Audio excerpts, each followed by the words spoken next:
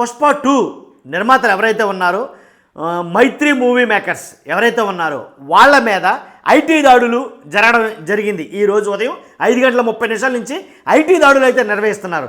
ఎందుకనంటే కనుక ఏదైతే పుష్ప 2 సినిమా 1850 కోట్ల రూపాయలు ఆర్జించిందో దాని నిమిత్తమనో లేకపోతే దాంట్లో ఏయో లోటుపాట్లు ఉన్నాయని మొత్తానికి మైత్రి మూవీ మేకర్స్ ఎవరైతే ఉన్నారో వాళ్ళందరి మీద ఐటీ దాడులు అయితే కనుక ఏకకాలంలో ఇంచుమించుగా 65 బృందాలుగా ఏర్పడి హైదరాబాద్లో అయితే కనుక దాడులు నిర్వహించడం జరిగింది. వీళ్ళు ఒక్కలే కాదండి, ఎలా అయితే దిల్ రాజు గారు ఉన్నారో ఏదైతే గేమ్ చేంజర్ అలాగే సంక్రాంతికి వస్తున్నాం ఈ మూవీ ఇలాంటి మూవీస్ నిర్మించినటువంటి నిర్మాత దిల్ రాజు ఉన్నారు. ఆయన ఇళ్లపైన అలాగే ఆయన బంధువుల ఇళ్లపైన అలాగే ఎవరైతే దిల్ రాజు గారి కూతురు ఇళ్లపైన అలాగే సోదరుడి ఇంటిపైన బంధువుల ఇళ్లపైన సోదాలు అయితే నిర్వహించడం జరిగింది. అంతేకాదు ఈ సినిమాకి సంక్రాంతికి వస్తున్నాం సినిమాకి డైరెక్టర్ ఎవరైతే ఉన్నారో అనిల్ రావిపూడి ఆయన ఇంటి మీద అలాగే ఆఫీసుల మీద కూడా సోదాలు నిర్వహించడం జరిగింది. అంటే ఏకకాలంలో 8 ప్రాంతాల్లో తనిఖీలు చేపట్టారు అధికారులందరూ కలిపి. 65 బృందాలుగా ఐటీ అధికారులు సోదాలు నిర్వహించడం చాలా ఎలా అంటే ఒక ఇంట్రెస్టింగ్ న్యూస్గా మాట్లాడుకోవడం జరుగుతుంది. సంక్రాంతికి భారీ బడ్జెట్ సినిమాలు వస్తాయన్నమాట వాస్తవమే.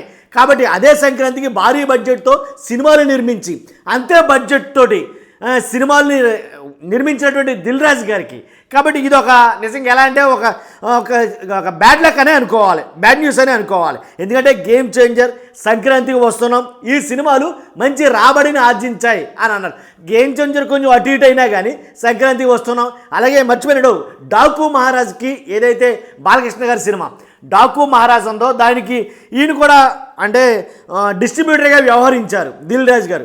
అంతేకాదు ఈ రకంగా ఇంతేకాదు ఏదైతే రాబోయే సినిమాలు దృష్టిలో పెట్టుకుని ఉస్తాద్ భగవత్ ఏదైతే నిర్మాణంలో ఉందో అలాగే బుచ్చిబాబు ఇలాంటి సినిమాలన్నీ కూడాను దిల్ రాజు గారు ఆధ్వర్యంలో వస్తున్నాయి కాబట్టి నిర్మిస్తున్నారు కాబట్టి లెక్కల విషయంలో ఏదో కొద్ది గొప్ప తప్పుల తడకనేది ఉందనో లేకపోతే వాళ్ళకి అందిన సమాచారం మేరకు ఏంటో తెలియదు కానీ ఏకకాలంలో దాడులు అయితే కనుక నిర్వహించడం జరిగింది.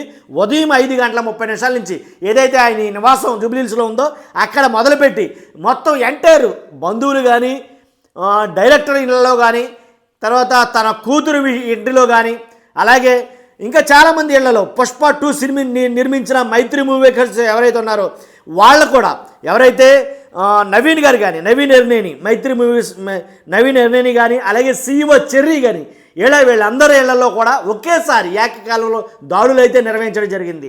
చాలా చాలా ఎలా అంటే ఒక రకంగా సంచలనంగా మారింది ఈ అంశం. ఏంటంటే ఒకేసారి ఇన్ని దాడులు ఏంటి, ఎలా జరుగుతుంది, ఎందుకని, ఎలాంటి ఆధారాలు లభించాయి, ఎటువంటి ఇన్ఫర్మేషన్ ఉందో వాళ్ళ దగ్గర, కాబట్టి ఏదన్నా స్ట్రాంగ్ ఎవిడెన్స్ ఏమన్నా దొరికిందా వాళ్ళకి, ఎవరైనా ఇచ్చారా, ఇలాంటి కోణాల్లో కూడా చాలామంది మాట్లాడుకోవడం జరుగుతుంది. మొత్తానికి ఏదైతేనండి ఇలాంటిది గతంలో ఒకసారి ఎలా అంటే మహేష్ బాబు గారి మూవీ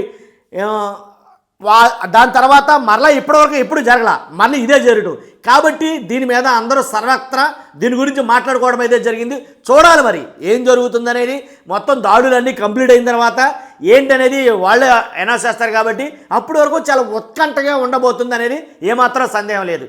అది విషయం. కాబట్టి చూస్తూనే మీరు అందరూ కూడా మీ అభిప్రాయాన్ని పక్కగా కామెంట్ రూపంలో తెలియజేయండి. నచ్చితే కనుక లైక్ చేయండి. అలాగే కొత్త వాళ్ళైతే మన ఛానల్ పక్కగా సబ్స్క్రైబ్ చేసుకోండి. Thank you very much.